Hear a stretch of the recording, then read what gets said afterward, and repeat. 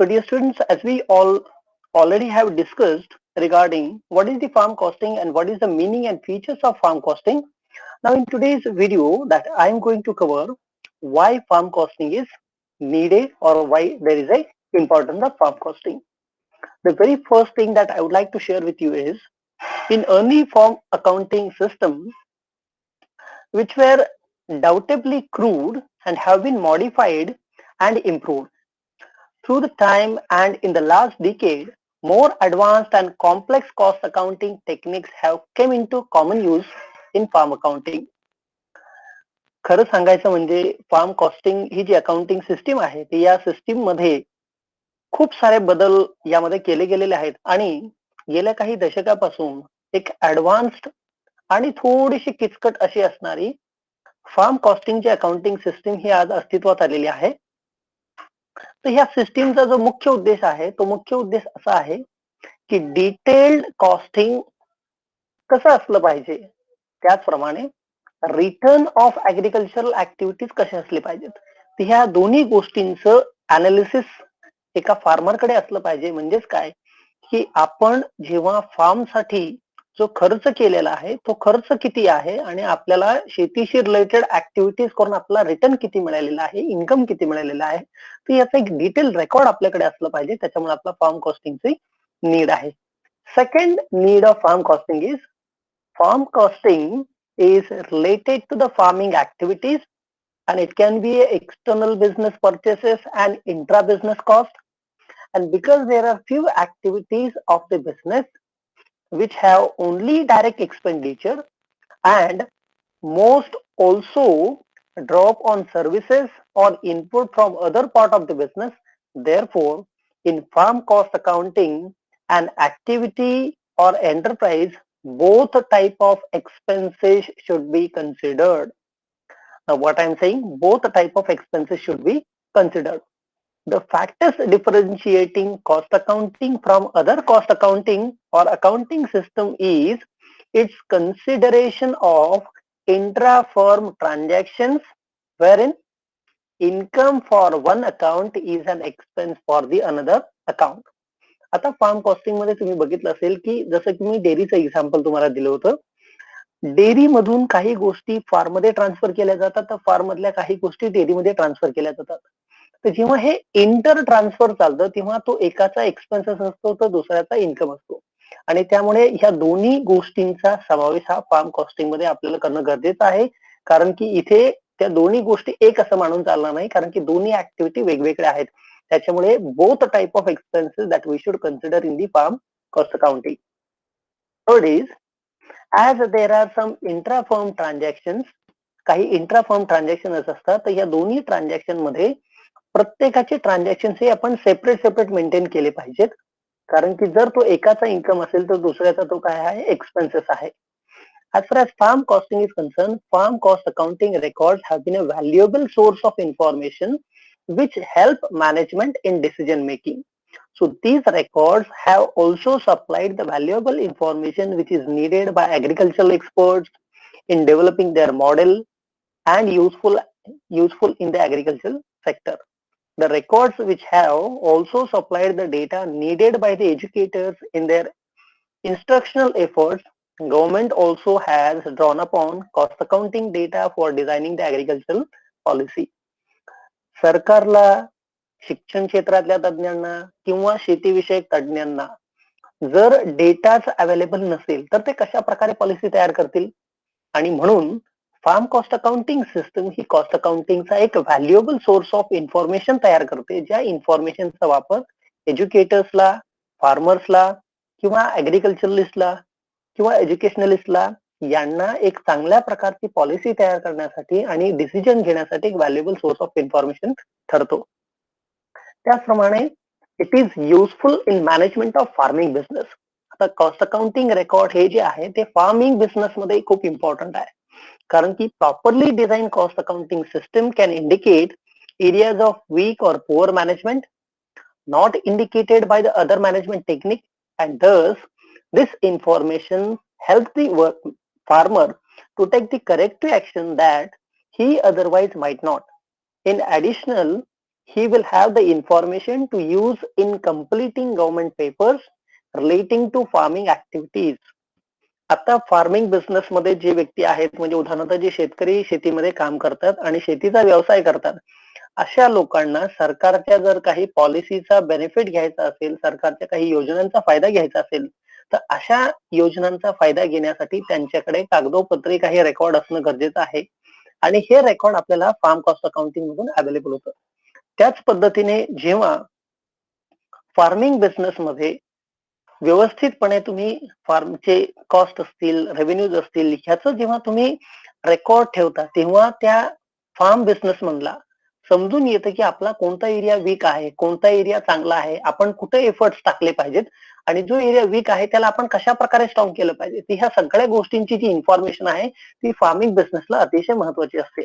त्याचप्रमाणे कॉस्ट अकाउंटिंगचा जो डेटा आहे तो डेटा जास्तीत जास्त जे रिसर्च करणारे आहे लोक आहेत किंवा जे शिक्षण क्षेत्रातले लोक आहेत यांना खूप महत्वाचा आहे. कारण की या लोकांना हा डेटा त्यांच्या पर्टिक्युलर एरियामध्ये, उदाहरण जर सांगायचं म्हटलं तर जे एज्युकेटर्स आहेत म्हणजे जे शिक्षण क्षेत्रातले लोक आहेत, तर ह्या शिक्षण क्षेत्रातल्या लोकांना वर्गामध्ये शिकवत असताना तसेच वर्गाच्या बाहेर प्रॅक्टिकली त्यांना नॉलेज देत असताना ह्या डेटाचा त्यांना उपयोग होतो. त्याच पद्धतीने जे रिसर्चर आहेत, या रिसर्चरला जी इन्फॉर्मेशन गरजेची आहे ती इन्फॉर्मेशन जर त्यांना मिळाली तर ते इन्फॉर्मेशनच्या आधारे जे मॅनेजमेंट आहे, जे व्यवस्थापन आहे, ते व्यवस्थापनाला एक चांगल्या प्रकारचं लिनियर प्रोग्रामिंग कसं करता येईल, सिम्युलेशन मॉडेल कसं बनवता येईल किंवा एक चांगल्या प्रकारचं मॅनेजमेंट टेक्निक कसं डेव्हलप करता येईल, तर ह्या गोष्टींसाठी आपल्याला फार्म कॉस्ट अकाउंटिंगच्या डेटाची गरज पडते. Now we will move on to the advantages of farm costing. The first and foremost advantage of farm cost accounting is it helps to locate the problem within an organization, because an effective farm cost accounting system not only locates the problem within an organization but also it drill down through the data to determine the exact cause of the issue, and it also recommend the solution to the management. Farm cost accounting मध्ये तुमच्याकडे cost accounting data available असल्या कारणानं तुम्हाला त्या व्यवसायामधला जो काही मूळ प्रश्न आहे तो प्रश्न तुम्हाला सापडतो. त्या प्रश्नाच्या मुळाशी तुम्ही जाऊ शकता आणि एक चांगल्या प्रकारचा उत्तर किंवा पर्याय तुम्ही त्याला शोधू शकता. म्हणून तुम्हाला फार्म कॉस्ट अकाउंटिंगची गरज आहे. दुसरा याचा बेनिफिट आहे ते म्हणजे revenue and expenses can be clustered. Farm cost accounting मध्ये revenues and expenses it can be clustered by the cost object such as byproduct, product line, distribution channel to determine which one are gainful or require further support. आता revenue आणि expense हे जे काही आहेत हे तुम्ही एकत्र करू शकता. कसं एकत्र करू शकता, तर तुमच्याकडे समजा तुम्ही शेतीविषयक व्यवसाय करत असताना एखादा बाय प्रोडक्टचा व्यवसाय तुम्ही करताय, तर त्या बाय प्रोडक्टचा खर्च आणि इन्कम किती, किंवा तुम्ही शेतीशी रिलेटेड एखादा दुसरा कुठला तरी एक वितरणाचा व्यवसाय करत असाल तर डिस्ट्रीब्युशन मध्ये तुमचा एक्सपेन्स किती, इन्कम किती, तर ह्याचं एक सेग्रिगेशन तुम्हाला फार्म कॉस्ट अकाउंटिंग मध्ये करता येतं. Then cost can be modelled. In farm cost accounting cost can be traced on a trend line to discover the expenses searches that may be indicative for the long term trends. आपल्याला cost accounting डेटाचा वापर करून long term trend काय असणार आहे, म्हणजे पुढे काय होणार आहे याचा एक आपल्याला अंदाज या ठिकाणी फार्म कॉस्ट अकाउंटिंगच्या डेटावरून येऊ शकतो. त्याच पद्धतीने जी कॉस्ट आहे ही डिफरंट प्रोसेस लेवल मध्ये आपण मॉडेल करू शकतो. For example, if the management is contemplating the additional labour force, the farm cost accounting can be used to derive the additional cost associated with that additional labor force. म्हणजेच जर आपल्याला आपल्या शेतीमध्ये आणखीन कामगारांची गरज लागणार असेल तर ह्या आणखीन कामगारांची गरज लागल्यामुळे आपल्याला ऍडिशनली किती कॉस्ट इन्कर्ड होणार आहे याचं उत्तर हे आपल्याला कॉस्ट अकाउंटिंग देतं. त्यामुळे आपण कॉस्ट अकाउंटिंग मध्ये कॉस्ट ही मॉडेल करू शकतो वेगवेगळ्या लेवलवरती. त्याचप्रमाणे there is a justification for cost acquisition. Cost structure मध्ये आपण एक आपल्याला जे काही असणार स्किल्ड वर्कर लागणार आहे तर त्या स्किल्ड वर्करला आपण एक्झामाइन करू शकतो आणि त्यांना जी लागणारी कॉस्ट आहे तर ती कॉस्ट आपल्याला किती लागणार आहे याचं जस्टिफिकेशन सुद्धा आपण देऊ शकतो. जेवढे जास्त स्किल्ड असतील तेवढी जास्त आपल्याला त्याची कॉस्ट लागणार आहे. त्यानंतर कंपॅरिझन. फार्म कॉस्ट अकाउंटिंग रेकॉर्डमुळे आपल्याला कॉस्ट इन्कर्ड आणि कॉस्ट बजेटेड किंवा स्टँडर्ड कॉस्ट, ह्या दोघांचं आपण फार्म ऍक्टिव्हिटीशी कंपॅरिझन करू शकतो आणि आपल्याला जे काही एक्सपेक्टेशन होतं ते एक्सपेक्टेशन मिळालं का नाही हे आपण तपासू शकतो. त्याचप्रमाणे जेव्हा आपल्याला फायनान्शियल रिपोर्टिंग करायचं असतं बिझनेसमध्ये, तर farm cost accounting system it usually basically tasked with the accumulating the cost of inventory for financial reporting, and this include charging direct labor to inventory as well as allocating farm overheads to inventory.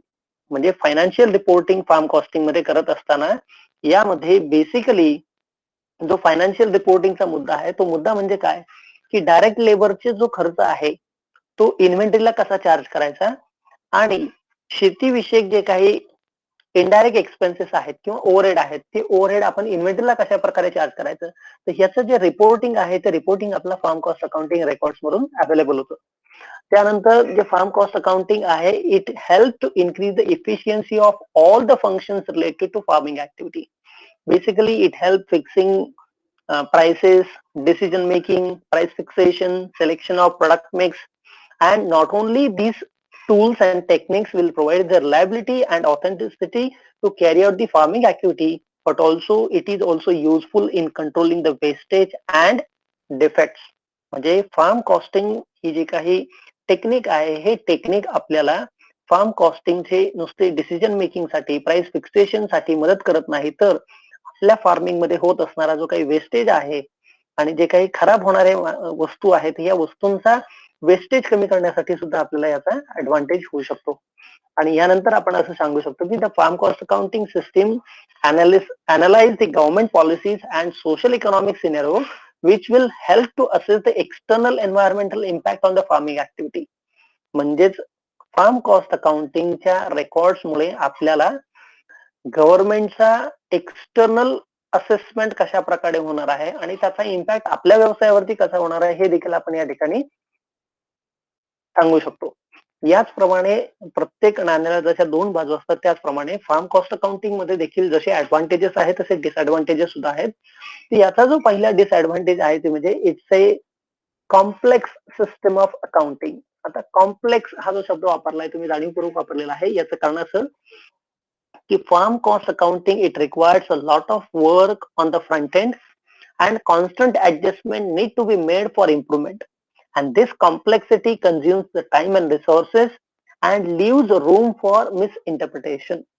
Cost accounting मध्ये खूप जास्तीत जास्त जे काम आहे ते जास्तीत जास्त काम आपल्याला फ्रंट एंडला करावं लागतं आणि सारख्या ह्या कॉस्ट अकाउंटिंग रेकॉर्ड मध्ये आपल्याला ऍडजस्टमेंट कराव्या लागतात आणि ह्याच्यामुळे कॉस्ट अकाउंटिंग सिस्टीम ही खूप कॉम्प्लेक्स बनत जाते आणि त्याच्यामुळे याच्यामधून आपल्याला वेगवेगळ्या प्रकारचे इंटरप्रिटेशन सुद्धा निघतात. त्यामुळे एकाच डेटाचं जर वेगवेगळं इंटरप्रिटेशन निघत असेल तर तो डेटा परफेक्ट आहे असं आपण मानू शकत नाही. त्यानंतर it is not a perfect cost accounting system. आता कॉस्टिंग मेथड्स हे जे आहेत ह्या मेथड्स ह्या बऱ्याचदा आपल्याला उपयोगी ठरतात. For example this cost accounting system is not so much helpful in finding out the tax liabilities, which means that cost accounting cannot provide a complete analysis of farm's true cost. So it is easy enough to compensate for this by combining the financial accounts with the cost accounting records, but nevertheless highlights a flaw in the cost accounting. म्हणजे इथे एवढं perfection नाहीये की तुम्ही form कॉस्टिंगचे exact data तुम्ही गव्हर्नमेंटला produce करून तुमची टॅक्स लायबिलिटी किती असेल हे तुम्ही त्यांना देऊ शकता. तर हे इतकी परफेक्ट कॉस्ट अकाउंटिंग सिस्टम नाहीये. त्याचप्रमाणे it is an expensive one. आता एक्सपेन्सिव्ह वन मी असं का म्हणतो, कारण की कुठल्याही शेतकऱ्याला जर का ही कॉस्ट अकाउंटिंग सिस्टीम ठेवायची म्हटल्यानंतर त्याला मॅनफोर्स एम्प्लॉय करावं लागेल, त्यांना पगार द्यावा लागेल, म्हणजे तुमचा आउटपुट येऊ द्या किंवा न येऊ द्या तुम्हाला हा खर्च करावाच लागणार आहे. त्याच्यामुळे बऱ्याच ठिकाणी ही सिस्टीम एक्सपेन्सिव्ह आहे असं सुद्धा आपण म्हणू शकतो. Then it is not sufficient for all the management decisions. आपण असं म्हणतो की व्यवसायामध्ये आपल्याला जे काही मॅनेजमेंट डिसिजन घ्यायचे आहेत तर हे डिसिजन आपण या फार्म कॉस्टिंग साठी सुद्धा घेऊ शकतो नाही असं नाही, परंतु त्या ठिकाणी बरीचशी अशी काही इन्फॉर्मेशन आहे की which is nearly impossible to obtain from the cost accounting record. And among these, there are derivations of production functions and prediction of future prices. Therefore, cost accounting system, it needs more time than the other cost accounting, other accounting system. Therefore, this system will not be useful for all the management decisions. म्हणजे सगळेच management decision आपण ह्या cost accounting सिस्टमच्या माध्यमातून घेऊ शकत नाही. Then the cost accounting system fails in taking the social obligations into account. बऱ्याचदा काय होतं की जेव्हा आपण अकाउंटिंग करत असतो तेव्हा फार्म अकाउंटिंग करत असताना most of the problem faced by the researcher and educator in this accounting is the adoption of the data to satisfy with the data needed. The researcher and educators, they are also concerned about the nature of, as far as social accounting is concerned, social accounting is basically outside the scope of farm accounting, and sometimes cost accounting fail to take into account the social obligations of the farm business.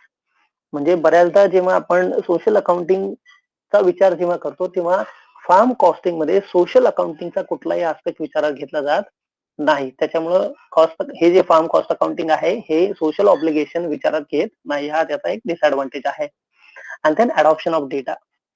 आता adoption of data म्हणजे काय, तर data कोणाकोणाला लागतो, तो data लागतो रिसर्चरला, data लागतो एज्युकेशनिस्टला. हा जो डेटा त्यांना लागणार आहे तर हा डेटा त्यांना जो लागतो तर तो डेटा कॉस्ट अकाउंटिंग प्रोग्रामद्वारे त्यांना ऍव्हरेज फार्मर्सच्या कडून तो अवेलेबल होतो.